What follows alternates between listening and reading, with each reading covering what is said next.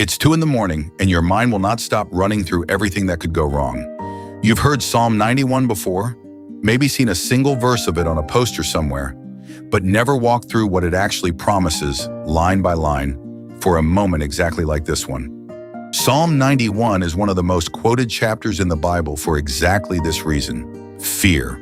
Today we're breaking it into 6 specific promises, not vague comfort, actual promises with actual conditions, so you know exactly what you're standing on the next time fear shows up uninvited. Promise 1, He is your refuge and your fortress.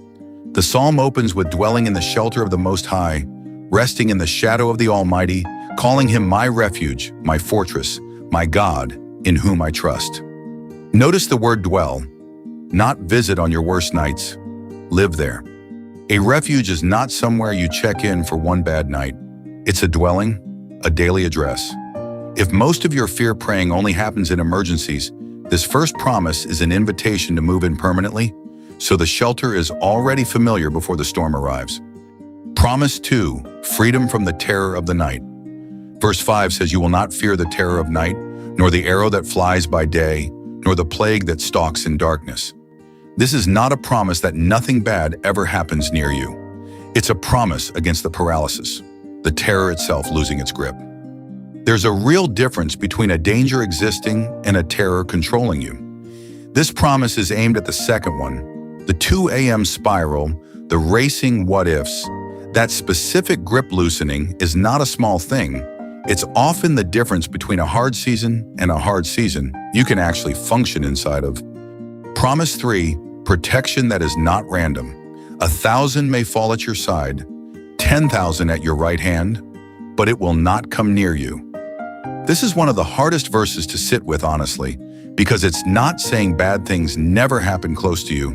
It's a statement about God's specific covering over your life. This is not a verse to weaponize against people going through hardship, as if their pain means less covering. It's personal language, David's own testimony, offered to you as an invitation to trust, not a formula that explains everyone else's suffering. Hold it with humility and let it steady you, not judge others with it. Quick question: which fear are you actually carrying into tonight? The vague, anxious kind, or something specific? Name it in the comments if you're comfortable. Sometimes naming the fear out loud is the first step towards standing on these promises instead of just reading them. Promise 4, angels commanded concerning you. Verse 11 says He will command His angels concerning you, to guard you in all your ways, to lift you up so you don't strike your foot against a stone. This is protection in the small, ordinary steps of your life, not just the dramatic rescues. Most of your life is made of ordinary steps, not dramatic rescues, which means most of this promise is quietly at work in ways you'll never see or get to thank Him for directly. That's not a smaller kind of care. It might be the more constant kind. Promise 5, made your dwelling, not left to chance. Verse 9 ties this whole psalm to one condition: because you have made the Lord your dwelling place, your refuge, no harm will overtake you. This is relational, not magical. It's not a spell.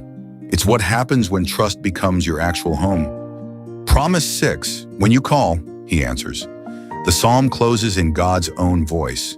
Because He loves me, I will rescue Him. I will protect Him. He will call on me, and I will answer Him. I will be with Him in trouble.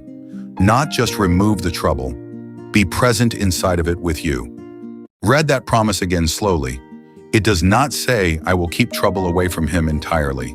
It says, I will be with Him in it. If you have ever felt like God's absence was proven by your hardship, this verse quietly argues the opposite. Presence promised inside the very trouble you feared facing alone.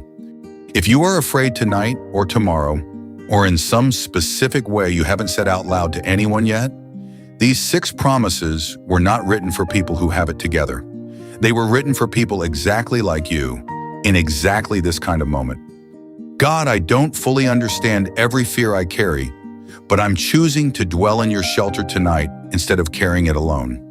That's a prayer you can pray right now over whatever kept you up last night or whatever might tonight. If this helped you see Psalm 91 differently, subscribe, and we'll keep walking through scripture like this together.